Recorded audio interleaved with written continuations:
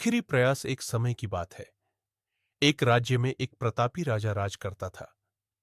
एक दिन उसके दरबार में एक विदेशी आगंतुक आया और उसने राजा को एक सुंदर पत्थर उपहार में दिया।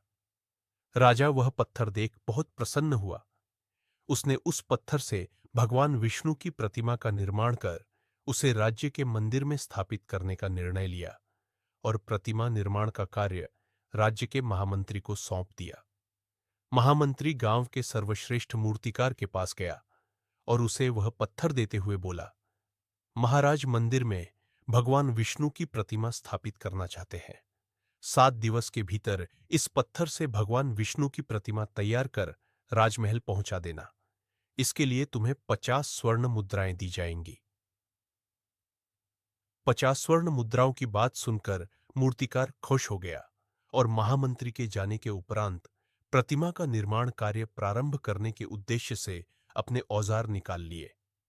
अपने औजारों में से उसने एक हथौड़ा लिया और पत्थर तोड़ने के लिए उस पर हथौड़े से वार करने लगा, किंतु पत्थर जस का तस रहा। मूर्तिकार ने हथौड़े के कई वार पत्थर पर किए, किंतु पत्थर नहीं टूटा।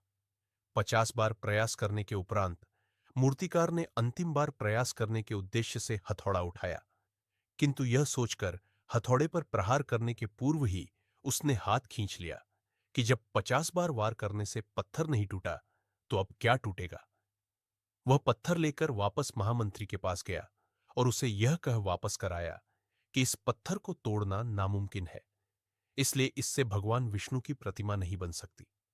महामंत्री को राजा का आदेश हर स्थिति में पूर्ण करना था, इसलिए उसने भगवान विष्णु की प्रतिमा निर्मित करने का कार्य गांव के एक साधारण से मूर्तिकार को सौंप दिया।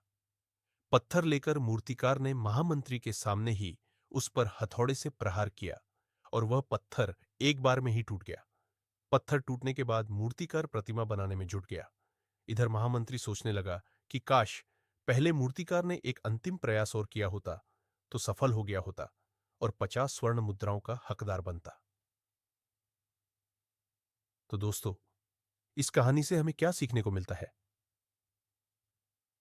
हम भी अपने जीवन में ऐसी परिस्थितियों से दो चार होते रहते हैं। कई बार किसी कार्य को करने के पूर्व या किसी समस्या के सामने आने पर उसका निराकरण करने के पूर्व ही हमारा आत्मविश्वास डगमगा जाता है और हम प्रयास किए बिना ही हार मान लेते हैं।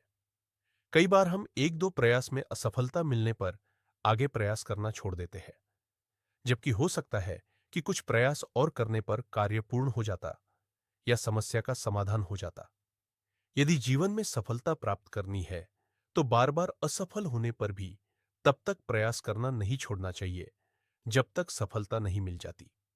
क्या पता जिस प्रयास को करने के पूर्व हम हाथ खींच ले वही हमारा अंतिम प्रयास हो और उसमें हमें कामयाबी प्राप्त हो जाए।